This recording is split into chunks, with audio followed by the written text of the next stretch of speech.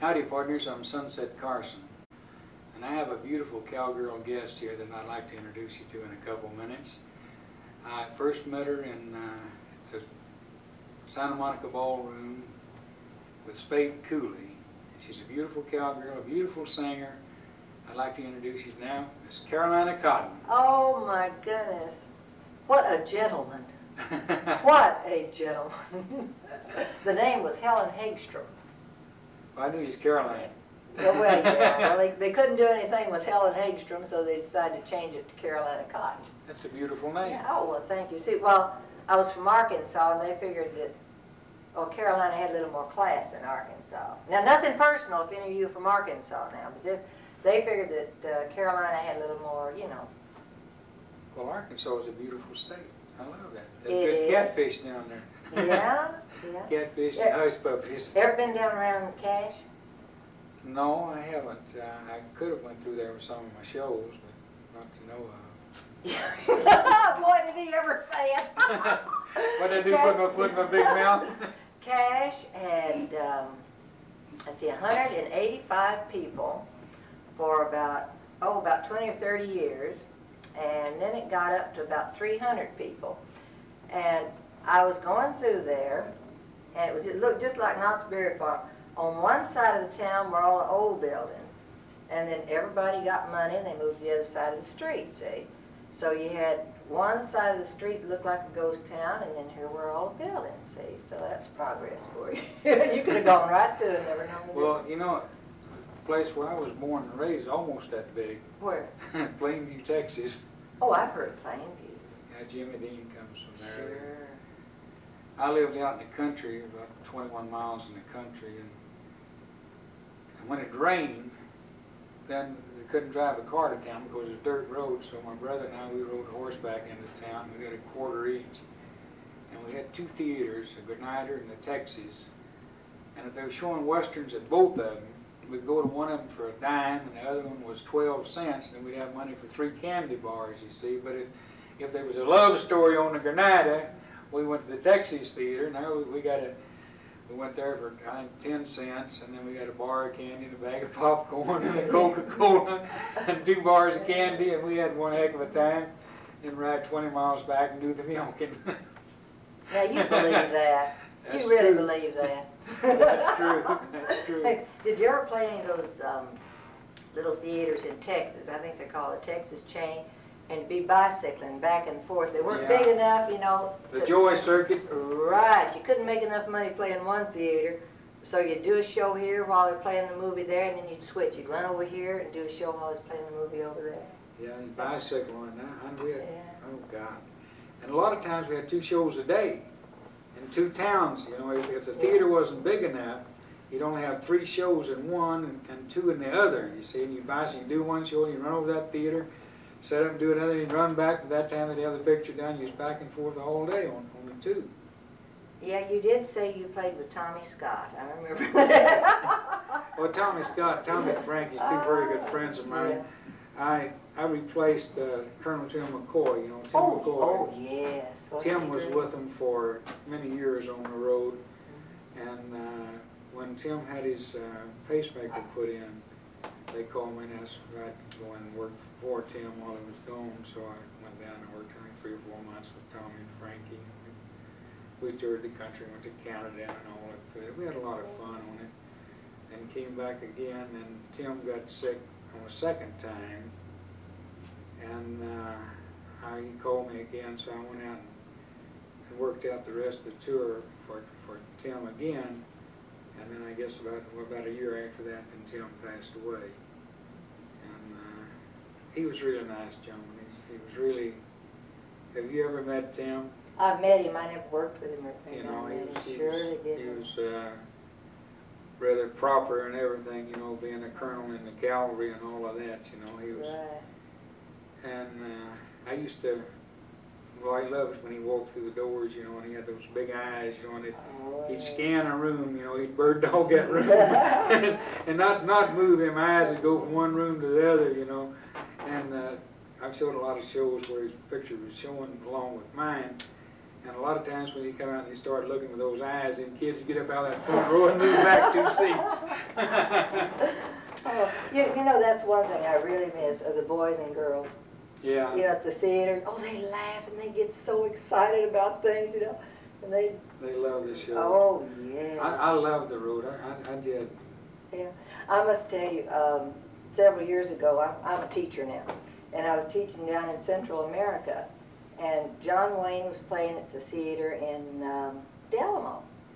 And I really didn't want to stay at the end because I couldn't stand to see John Wayne get killed. I just couldn't. I couldn't do it. So, first of the movie, though, you don't see John Wayne for a long time.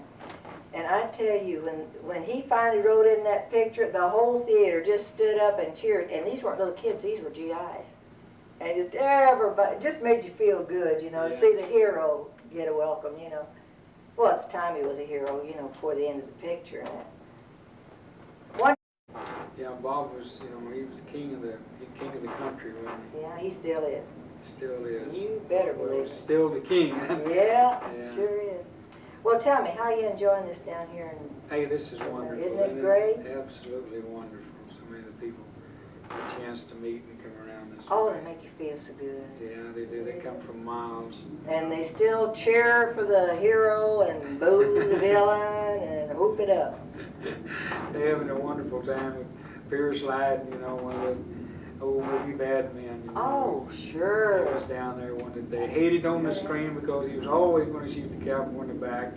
Shall we Gosh, tell him that he's just- a nice guy? Well, they could see they just down there. Everyone had their arms around his neck, you know, and Oh, just shaking great. hands with him, telling him how great he is, you know. It's wonderful. Oh, it sure is. And let's see, we have Superman. Superman's with us. Kirk Allen. Yes. Oh, he's a good. fantastic. Superman was here, and let's see. Of course, with the girls, we have Reno Brown and Yeah. Peggy Stewart, and Peggy let's see Stewart. who else. Elaine Riley. Yeah, Lane. What's the other one? Oh, one that all horseback riding in the Dublin. Oh, I can't think of her name. Just ain't with her. Evelyn Finley. Yes. Oh, and she a darling. Oh, and she is gorgeous. Yeah, she's Absolutely beautiful. gorgeous. She's real beautiful. And of course, we do have another famous cowboy down there. One of the Lone Rangers. Oh, yes. Oh, yes, John we Hart. do. Yeah. He most certainly is. John was on our show earlier that we filmed out in Hollywood at the Western town there, at the Western location. And I got him started talking, and I just sit back, and I enjoyed it so much because he just brought all those old memories and everything back to life, you know, telling him the different things that he had to do, you know. And he told one good one that I got a big kick out of, you know. He said he loved to go on location because he'd get to the studio and then he'd get on the bus at 5 o'clock and he'd sleep all the way to location. Oh, yes. So this went on all the time, you know. So one day he had a noon call, a 12 o'clock call, and the bus had already gone and he had to drive. And so he got to the studio and he said, dang, I don't even know how to get there. I slept all the way. So they went in the guest hall and said, how do you get out in real sneaky voice? How do you get out to the casting office? Everybody looked at him and said, as many times as you've been out there, you don't know. No. They didn't let him live it down. Oh, and I bet another guy, you remember, old Earl Hodges? Oh, yeah. Oh, God, everybody loved him. The one that's selling the medicine. Oh, yeah. Oh, yes. I bet almost every Western that you've seen him in. He was really good. I remember one, you know, he's an old standby Republic, and all the policemen at the gate all loved him, you know. And Earl, he was the kind of guy that he wouldn't go with the script, you know. They just turned him loose on the dialogue, and he'd build it as he went. And when he got ready to throw it off to somebody else, he'd give you a cue or a nod, and you know when to pick it up. So he come walking through the gate about 12 o'clock with a paper bag and the bottles going clinkety, clinkety, clinkety, clink. And the policeman said, Earl, what do you got in that bag? He said, I got my lunch. Clinkety, clinkety, away he went. Joy juice for sure. Yeah. He did one picture with me. He was a killer one, I tell you. He come out, you know, and the guy said, if you're late to get into the office, it's noon, he has to take his glasses off and look up at the, see if the sun was shining, you know. And he said, pardon me, and turns around and takes a nip. Oh, God, I like It was medicine. Yeah, medicine. Yeah. We had so much fun back in those days on pictures, you know. It's a wonder they paid us. Yeah, it is. And they didn't hardly. We should have paid them. We should have paid them at the fun we had. You know, you go. I have a video outfit at home, and I go back and I run those old movies, and I see all the old guys that have already gone on to the Great Divide, and gosh, it brings back a lot of memories, because every scene that you see, one of the boys that have gone on, you remember some little funny thing, some little joke they played on you, or you had a serious scene to do and they were standing over making faces at you trying to get you to laugh, you know. Have you ever seen Tom London with his teeth out? Oh, God, yeah. Yeah, Tom was my sidekick, you know, wound up for a long time. And we had an awful time with Tom. He didn't wear his teeth in the movie, you know. And of course he'd go out and eat lunch and he'd come back and he'd have his teeth in, you know. And maybe he'd get 2 or 3 scenes through it and somebody'd find, oh my God, he's got his teeth in. So he'd have to take his teeth out, wipe up all of them, then we go back and start from scratch and all the way through. But, you know, it was wonderful. We worked 11, 12 o'clock at night, you know. Keep right on going. Keep right on going. I finished a movie one night at 11 o'clock. So now I got to rest, come in and hand me a new script, 5 o'clock in the morning. Know all your lines? Know everything. I had to go home and study the rest of the night, take a cold shower. Oh, man. And then I took a cold shower and I was still asleep. And I wanted to put the shaving lotion on. I reached up, sprinkled it out, and I rubbed it on my face. And by the time I get my face and smelled it, it was Absorbent Senior that I got from a horse. Well, it worked. It worked. I went to studio red-faced and they didn't have to put no makeup on. Oh. And I tried to tell them what happened, and you know, no, they wouldn't believe that. Why, of course not. No, I'd been out too late or something. They knew I was out working. Yeah. They had one time over at Columbia, we were getting ready, and of course, you know, the idea is just get the body there, something will happen, you know. And they started doing my hair, and they started cleaning on it, and somebody forgot and left the towel over my face. And the cleaning fluid they weren't using soap. I don't know why they were using that cleaning stuff, but it just put me clear out. I was just completely out. They were trying to revive me, get me started. There was one scared hairdresser for a while. Oh, no, they had a rule. You couldn't shave yourself or nothing. You had to be up there at 5 o'clock in the morning for makeup. Whether you worked at 2 o'clock in the afternoon or not, you had to be there at 5. Sure. Well, they had coffee and donuts there and everything to kind of break the tension, you know, and a big smile to meet you, you know. Oh, sure. So that you wouldn't get mad at having to get up that early. Get mad? Who could get mad? No, one didn't. But I'm so glad that I had an opportunity to live in that area. Aren't you, though? And to come up through it all from the beginning and all. And I wouldn't take anything in the world for it. Oh, my goodness, no. And that's something I try to tell the kids at school. I teach 4th grade, that they absolutely have to be places on time. You know what would happen to us if we didn't get there on time?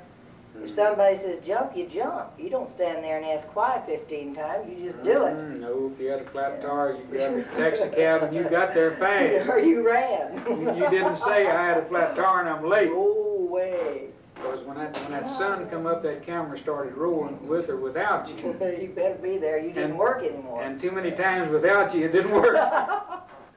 Boy, that's your...